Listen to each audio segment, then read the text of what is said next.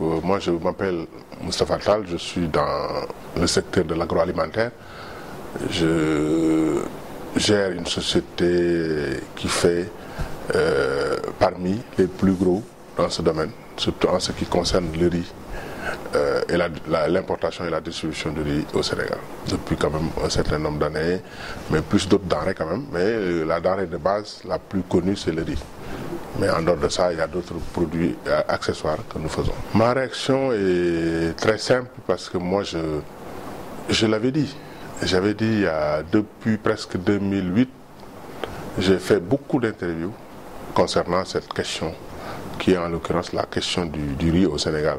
Et avant même la crise de 2008, j'ai été reçu par le président Abdoulaye Wade et je lui avais dit que c'est une question très importante qu'il faut régler.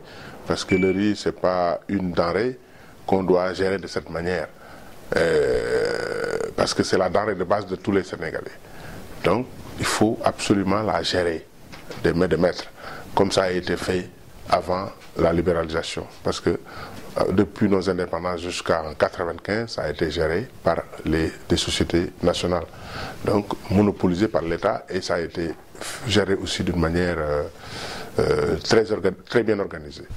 Et depuis 1995, on a libéralisé sauvagement. Et j'avais dit à l'ancien président, quand il m'a reçu en 2003, de revenir sur cette organisation, sur cette libéralisation.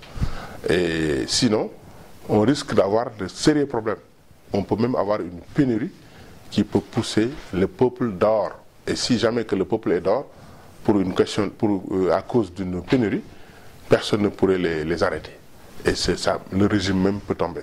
Ça, je l'avais dit au président Wade dans son bureau. Et il avait immédiatement décroché son téléphone pour dire qu'il veut organiser un conseil présidentiel uniquement sur cette question. Et ce conseil n'a jamais été organisé. Et en 2008, quand la crise est arrivée, il a fait appel à moi encore pour me demander de lui proposer des solutions. Mais je lui avais dit déjà que c'était trop tard. On aurait dû prendre, si on avait organisé le conseil à l'époque, on aurait dû prendre des mesures pour parer à ça. Malheureusement, ce conseil n'avait pas été organisé, mais que la crise est maintenant là. Il faut absolument donc gérer cette crise-là. Et c'est ce qui a conduit au président Abdoulaye de mettre sur pied un système de subvention et une suspension des taxes. Ça veut dire qu'il avait exonéré déjà le produit, parce que le produit ne payait pas de taxes à l'entrée, mais en dehors de ça aussi, il y avait une subvention. Ça veut dire que si vous avez un produit qui vous coûte, admettons, 200 francs, l'État supporte les 200 francs, vous le vendez à 100 francs, donc presque à moitié prix. Donc tous les pays environnants se rabattaient sur le Sénégal pour venir chercher du riz moins cher et l'acheminer chez eux. Et que, si vous vous souvenez bien, il y avait des camions qu'on avait pris à la frontière du Sénégal et de la Mauritanie, qui étaient en partance pour la Mauritanie. Et ça a été bloqué à la frontière, pour vous confirmer tout cela. Et ensuite, comme ça ne pouvait pas continuer, ça coûtait énormément d'argent à l'État, parce qu'avec un petit laps de temps, on parlait de 50 milliards de pertes à l'État. Et finalement, l'État ne pouvait plus tenir ne pouvait plus continuer à subventionner. Il n'avait plus le choix. Donc l'État a arrêté subitement encore la subvention, ce qui est extrêmement dangereux pour les acteurs. Ça a causé des pertes incommensurables, des pertes trop importantes.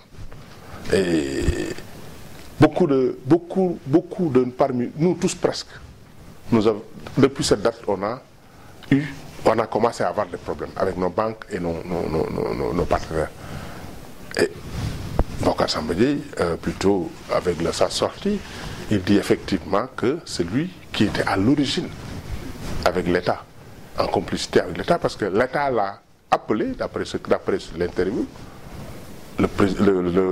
en la personne du Premier ministre, pour lui demander de soutenir la décision qu'elle veut prendre. La décision qui consistait à arrêter subitement la subvention et la suspension des taxes. Et il l'a dit dans son interview en disant effectivement, il a demandé à ce que l'État lui donne le temps de réfléchir.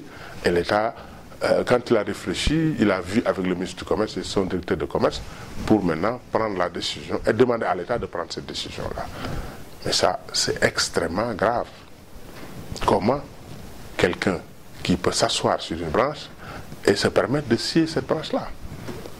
Et nous étions dans cette même barque comme lui, et on était en train de gérer une situation difficile, parce que l'État ne nous payait même pas la subvention au comptant. Moi qui vous parle, il y a une subvention, quand on arrêtait, l'État me devait 433 millions de subventions, de 2008 à 2013. C'est en 2013 qu'on me l'a remboursé, avec le gouvernement de Macky Sall.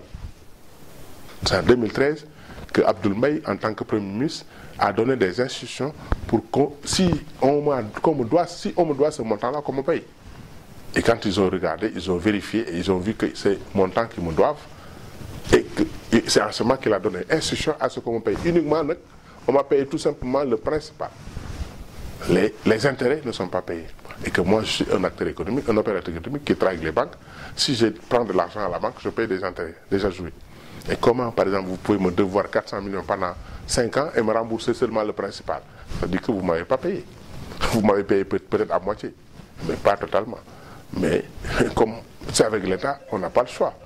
C'est à prendre à laisser. Si tu ne prends pas, tu vas plus le récupérer parce que l'autre régime l'a gardé pendant 5 ans. Donc, si maintenant ce nouveau régime me dit de me payer sans les intérêts, j'ai sauté dessus. Donc c'est pour ça que j'ai accepté de récupérer cet argent-là. Mais ce n'était pas normal. Donc, tout ça, c'est parce que il y a un problème d'organisation dans ce pays-là. Et que si cette personne se permet de dire effectivement que c'est lui qui avait encouragé l'État à le faire, mais il nous a complètement tués. Donc tous les problèmes que nous avons aujourd'hui, je commence à comprendre que c'est lui donc qui est à l'origine de tous ces problèmes-là. Et c'est grave. Comment un acteur comme toi se permet de dire que c'est moi qui avais encouragé à l'État d'enlever la subvention, pendant que toi tu avais des produits qui étaient en route. Et ces produits, s'ils arrivent, et l'État enlève la subvention, vous allez trouver un produit subventionné sur le marché, et vous voulez sortir un produit non subventionné contraire par rapport à un produit qui est subventionné. Donc la différence, le consommateur ne va pas le payer. Et qu'est-ce qui va se passer? Ils vont abandonner, ils ne vont plus acheter. Et à la longue, avec la pression que tu auras avec tes partenaires financiers, tes banques et autres, tu es obligé en ce moment de vendre à perte. Donc c'est ce qui avait occasionné les pertes qu'on avait subies en 2008. Maintenant, il vient d'avouer que c'est lui qui est à l'origine de ça. Franchement, j'ai mal. J'ai vraiment mal d'entendre ce genre de témoignages. Mais bon, en tout cas, chacun est libre de faire ce qu'il veut, mais il n'a qu'à assumer ses responsabilités. Aujourd'hui, il dit qu'il a été mis dans cette situation-là par le régime, par Wade. Non. Donc c'est lui qui a même amené ça sur nous. Parce que le régime, le pouvoir lui avait demandé conseil. Et lui, il leur a dit, ok, allez-y, arrêtez la subvention. Et toi, tu étais dans cette situation-là, pensant que tu allais être indemne. Comment tu peux être dans une case et dire de brûler la case? Ou bien tu es dans une même embarcation, tu veux trouiller cette embarcation-là, espérant que tu vas te sauver. Comment? Et voilà. Il est dans cette situation-là aujourd'hui, mais moi j'avais dit que nous tous, nous sommes dans cette situation-là, et ce qui est sûr, c'est que si la situation ne change pas, ça va s'empirer. Et aujourd'hui, le temps m'a donné raison. Il est le premier à avouer qu'il est dans la dèche. Et il n'est pas le seul. Il y en a d'autres encore qui vont crier après lui. Donc arrêtons cette hémorragie avant que ça soit trop tard. Arrêtons cette hémorragie avant que ça soit trop tard. C'est ce que j'ai à dire dans cette interview. À propos de cette interview. Le mot de la fin. Le mot de la fin, je veux dire tout simplement que c'est l'État qui devait organiser les secteurs essayer de le professionnaliser. Qu'on ne laisse pas des gens rentrer dans des secteurs sans avoir le niveau, sans avoir les compétences, sans avoir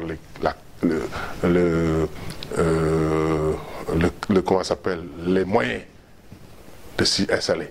Et c'est l'État qui devait, je pense, organiser, de faire en sorte que les gens fassent ce qu'ils savent faire. Quelqu'un qui ne peut pas faire une telle activité, qu'il ne soit pas dans ce secteur-là. Qu'on le mette dans un autre secteur. Ou bien à moins qu'il soit équipé et qu'il soit accompagné pour aller maintenant dans ce secteur-là. Mais vous ne pouvez pas laisser n'importe qui faire n'importe quoi. Et c'est ça qui nous amène cette situation de détresse qui est un tout petit peu généralisée dans tous les secteurs.